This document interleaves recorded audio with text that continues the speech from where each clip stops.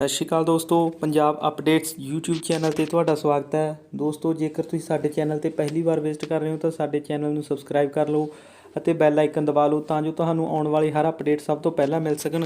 ਸੋ ਦੋਸਤੋ, ਅੱਜ ਆਪਾਂ ਜਿਹੜਾ ਅਪਡੇਟ ਲੈ ਕੇ ਆਏ ਹਾਂ ਉਹ PSSB ਬੋਰਡ ਵੱਲੋਂ ਹੈ। ਆਪਾਂ ਪਹਿਲਾਂ ਉਹਨਾਂ ਦੀ ਸਾਈਟ ਤੇ ਦੇਖਦੇ ਹਾਂ। ਜਿਹੜਾ ਇਹ ਅਪਡੇਟ ਹੈ ਇਹ ਜਿਹੜੇ ਕਲਰਕ ਦੀ ਵੈਕੈਂਸੀ ਆਈ ਸੀ 2021 ਦੇ ਵਿੱਚ, ਐਡਵਰਟਾਈਜ਼ਮੈਂਟ ਨੰਬਰ 17, 18 ਅਤੇ 19 ਦੇ ਜਿਹੜੀ ਸੀ ਕਲਰਕ IT ਅਤੇ ਕਲਰਕ ਦੀ ਉਹਦੀ ਜਿਹੜੀ ਟਾਈਪਿੰਗ ਟੈਸਟ ਦੀ ਲਿਸਟ ਹੈ ਉਹਨਾਂ ਨੇ ਅਪਲੋਡ ਕਰ ਦਿੱਤੀ ਗਈ ਹੈ। ਸੋ ਦੋਸਤੋ, ਜਿਹੜੀ ਇਹ ਟਾਈਪਿੰਗ ਟੈਸਟ ਦੀ ਲਿਸਟ ਹੈ ਇਹ ਮਿਕਸ ਹੈ ਕੈਂਡੀਡੇਟ ਦੀ ਆ, ਵੀ ਹਰ ਇੱਕ ਵੀ ਸਾਰੀ ਕੈਟਾਗਰੀ ਦੇ ਕੈਂਡੀਡੇਟਸ ਆ ਉਹਨਾਂ ਦੀ ਮਿਕਸਅਪ ਲਿਸਟ ਹੈ। ਸੋ ਆਪਾਂ ਵੇਖਦੇ ਹਾਂ ਦੋਸਤੋ ਵੀ ਇਹਨਾਂ ਦੇ ਕਿੰਨੇ ਕੈਂਡੀਡੇਟ ਬੁਲਾਏ ਨੇ। ਤੇ ਸੋ ਦੋਸਤੋ, ਆਪਾਂ ਪਹਿਲਾਂ ਇਸ ਨੂੰ ਡਾਊਨਲੋਡ ਕਰਦੇ ਹਾਂ ਤੇ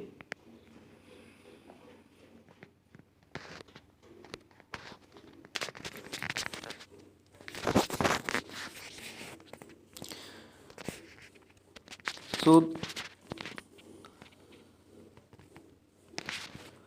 ਦੋਸਤੋ, ਜਿਹੜਾ ਇਹ ਆਪਣੇ ਕੋਲ ਫਾਈਲ ਹੈ ਇਹ ਖੁੱਲ੍ਹ ਚੁੱਕੀ ਹੈ। ਇਸ ਦੇ ਵਿੱਚ ਲਿਖਿਆ ਹੈ ਕਿ list of candidate called for the typing test starting from the 22/7/2022 for advertisement 17 number ਜਿਹੜੀ ਐਡਵਰਟਾਈਜ਼ਮੈਂਟ ਆ ਉਹਦੇ ਲਈ ਜਿਹੜੇ 22 ਤਰੀਕ ਤੋਂ ਟਾਈਪਿੰਗ ਟੈਸਟ ਸ਼ੁਰੂ ਹੋ ਰਿਹਾ ਉਹਦੇ ਲਈ ਜਿਹੜੇ ਕੈਂਡੀਡੇਟਸ ਨੇ ਉਹਨਾਂ ਦੀ ਲਿਸਟ ਹੈ ਇਹ ਆਪਾਂ ਨੂੰ ਦਿੱਤੀ ਹੋਈ ਹੈ। ਸੋ ਆਪਾਂ ਵੇਖਦੇ ਹਾਂ ਕਿ ਜਿਹੜੇ ਟੋਟਲ ਕੈਂਡੀਡੇਟਸ ਨੇ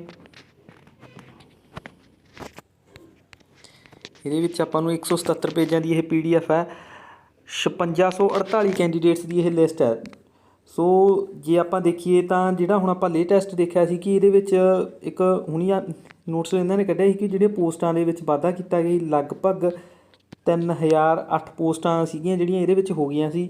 ਅਤੇ ਜੇਕਰ ਆਪਾਂ ਦੇਖੀਏ ਤਾਂ ਦੋਸਤੋ 5648 ਪੋਸਟਾਂ ਦੇ ਹਿਸਾਬ ਨਾਲ ਤਕਰੀਬਨ ਇਹ ਲਗਭਗ 1.5 ਗੁਣਾ ਜਿਹੜੇ ਕੈਂਡੀਡੇਟਸ ਨੇ ਇਹਨਾਂ ਨੇ ਬੁਲਾਏ ਨੇ।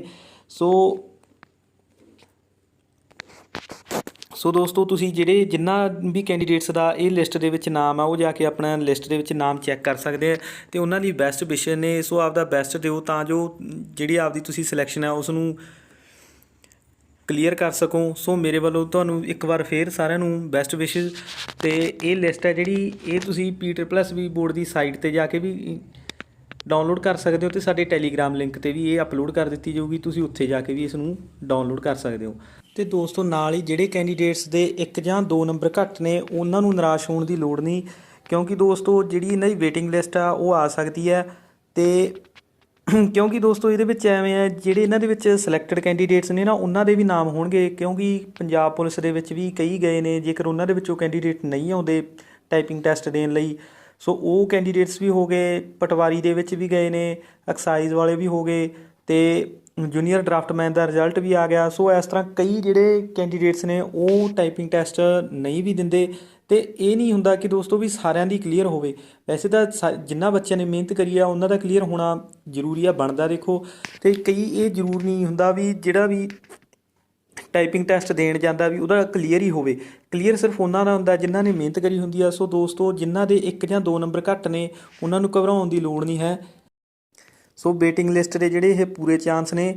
ਸੋ ਆਪਣੀ ਤਿਆਰੀ ਨੂੰ ਬਰਕਰਾਰ ਰੱਖੋ ਅਤੇ ਜਿਹੜੇ ਕੈਂਡੀਡੇਟਸ ਟਾਈਪਿੰਗ ਟੈਸਟ ਦੇਣ ਲਈ ਜਾ ਰਹੇ ਨੇ ਉਹਨਾਂ ਨੂੰ ਵੀ ਇਹ ਕਹਿਣਾ ਚਾਹੁੰਦਾ ਕਿ ਦੋਸਤੋ ਆਪਦਾ ਬੈਸਟ ਦੇ ਉੱਥੇ ਘਬਰਾਉਣ ਦੀ ਲੋੜ ਨਹੀਂ ਹੈ, ਕਿਉਂਕਿ ਕਈ ਬੱਚਿਆਂ ਨੂੰ ਟਾਈਪਿੰਗ ਦੀ ਤਿਆਰੀ ਤਾਂ ਵਧੀਆ ਕਰਦੇ ਆ ਪਰ ਉੱਥੇ ਜਾ ਕੇ ਪਜ਼ਲ ਹੋ ਜਾਂਦੇ ਨੇ ਅਤੇ ਪ੍ਰੈਸ਼ਰ ਇੰਨਾ ਮੰਨ ਜਾਂਦੇ ਆ ਕਿ ਜਿਹੜਾ ਉਹਨਾਂ ਦੀ ਟਾਈਪਿੰਗ ਟੈਸਟ ਆ ਉਹ ਕਲੀਅਰ ਨਹੀਂ ਹੁੰਦੀ। ਸੋ ਦੋਸਤੋ, ਪੇਸ਼ੈਂਸ ਬਣਾ ਕੇ ਰੱਖਣੀ ਹੈ ਅਤੇ ਆਪਦਾ ਬੈਸਟ ਦੇਣਾ ਹੈ। ਸੋ ਬੈਸਟ ਆਫ ਲੱਕ ਸਾਰਿਆਂ ਨੂੰ।